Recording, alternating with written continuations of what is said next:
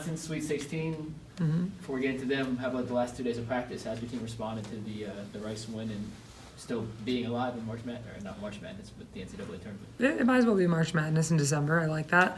I think at this point in the season, it's high energy. I mean, I know it's finals week and there's a lot going on, but when you're still playing and you're heading to the Sweet 16, these kids have been dreaming about it. You know what I mean? Like Camille drives this bus and she's been just over the moon. And it's not that we're satisfied. I think that's the vibe that I love more, is that they're in the gym and they're grinding and they're working. So we're just excited to continue to get better. We started implementing some defensive things that we need to execute, and that's always a tough day. It's challenging, but that they need to feel that. But we're doing everything we can to prepare them for that atmosphere. But it's also going to be just awesome. Our team thrives on that. I mean, we really can be road warriors, so I think they're going to actually do really well in that atmosphere. Do you allow yourself any time to kind of reflect on the season so far, or even the past 2 seasons to get to this point, or is that something for another time? Something for another time. I mean, I think the things to enjoy right now are the times together, like coming into practice when we get to be in there still and we're going to the gym. This is such a high energy group. It really is. I can't wait to see them every day. That's how, and that's a fun vibe because it's constantly jokes, it's inside jokes, it's things happening. And I've always said this. I love going on the road with this team. So I just said it at practice, 5 more days on the road together. You know, it's good energy. I don't think it's impossible to not have good energy right now this time of year when you're still playing. So on the day you guys saw your bracket, I said, oh, Wisconsin's a 4 seed, they can't be good, and you told me that was very wrong immediately. So what makes Wisconsin so good? What challenges do the Badgers present? Wisconsin's physical, and they won the Big Ten. The Big Ten is arguably the best conference right now, and it's their physicality, and they have solid pins, solid middles. They have a right side that terminates, and they run a lot of wide twos. So it's just going to be executing, and we'll change things up just to make adjustments against that, but we need to be in system. The only way to get them out of system and kind of relieve ourselves of that balanced offense is serving well and attacking. And our attacking that's based on our passing. Coach, I know you don't want to overlook Wisconsin, but obviously there's 2 other really talented teams in this regional, in addition to you guys and the Badgers. What do you see from Hawaii and Nebraska that they could come out of Madison on top? Nebraska, kind of the same thing, Big Ten. I mean, that conference is very strong, and they obviously have tradition of success in volleyball and just the dominance for what they've done. Hawaii is grinding. I mean, they had a nice win over San Diego down at home, so they're kind of riding the same energy we are. And it's cool to see teams like that. I mean, it's been a while for them too, but they fight and they grind. So they're way more of a ball control defensive team. Nebraska has the balance in the offense and has been competing in the Big Ten. So those teams, they bend, and you got to force them to break. And we can see that just in their conference matches when you look through their matches. So you just got to expose that, and you have to keep the pressure on them. Was there a specific stop in your assistant coaching career that you feel like you that shaped you the most as a head coach, the head coach you are today? I think all of the experiences shape us in some way, shape, or form. Just the head coaches we've worked for, even the coworkers, the other coaches within the industry that you're just around and you recruit with and you have conversations with. Obviously, I was at Kansas for 7 years and we experienced a lot.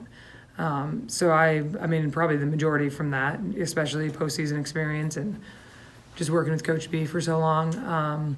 So yeah, I would say that. But overall, all of it. Like in Miami, I think I was young, but I learned a lot and I grew a lot in those 3 years. And then I went to Kansas and just continued to develop. How much energy does the bench give to your team, especially, and how important is it now that you guys are heading on the road and aren't going to be playing for the 12th man? Our bench is the core of our personality. It is so consistent, and they are constantly coming up with new cheers. Even against St. John's, they did some things that we had to give them bench points just because. So they're very creative, and they keep them going. And the thing about our bench is they act crazy, and people talk about the dance battles, but they're very locked in. They're constantly talking to the people that are coming off and talking to them about the match, what they need to do. So it is a double-edged sword, because even at the beginning, I went back and forth about that. But I really don't think it's hindered our focus at all. Do you still talk a lot with the coaches you coach, like after the win on last weekend. Did you get any text message or anything from any of the coaches you used to work with? For sure. I talked to a lot of the coaches. Nicole from who I worked for at Miami, she's at Santa Barbara now. They actually are in Austin playing. She texted me this week. They had a great season, good run. They had Texas on the ropes. But yeah, Matt Ginepro was the very first head coach I worked for, and I just texted with him last night. So yeah, I mean, it's a tight-knit group, and we always stay in communication because we're all kind of in it together. So it's exciting. It's an exciting time of year. You talk about the bench energy, but meanwhile you're kind of sitting chill on the bench. How are you able to remain so calm? Meanwhile, your counterparts are pacing the sidelines and barking orders. Where does that come from? I just think it's a demeanor that it's not that we aren't all engaged in talking about things, but I like to think you just have to be in control. And I'm way more calm and under control watching while I'm coaching versus watching as a spectator. So I get it. But people always say that. How do you sit there so calm? Yeah, it's all inside. Speaking of calm, will you deal with the emotions? Will you talk with your players about? I mean, they're in an area now that they haven't been in before in the Sweet 16. Do you worry at all about their emotions come game time, or is there anything you'll even bring up? We always talk about being present, and Ryan Pitzinger, our sports psychologist, meets with us every week, and he was on our bench a lot this weekend. We acknowledge it, and that's the biggest thing he says. You have to acknowledge it. It's there. It's real. In that Rice match, we straight up acknowledge. I told him, yeah, we talk about momentum. Let it go. Like, we'll deal with whatever just happened in that set later. You have to acknowledge that happened and let it go and just play point for point. So it is. I mean, there is a tool, and you have to acknowledge it. You can't just ignore it because you're going to continue to think about it. But there are also times when you just have to kind of like let them know. Like, bring them back to reality, like snap back into it, because they could get caught up and kind of space out. And so there's time and place for everything. And as coaches, we balance each other and we know who's going to say what, when.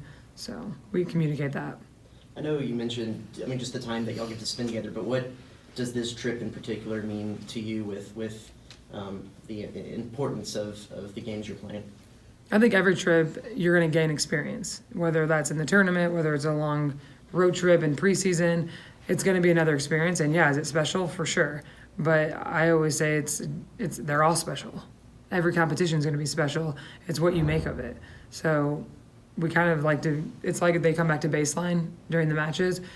We're going to get there, and I want them to feel all of it. If we have a green room, if we have interviews, whatever it is, I want them to take it in and love that. But you have to be present in those moments. Let that moment be that moment, and then when we start playing, then we're just playing the game.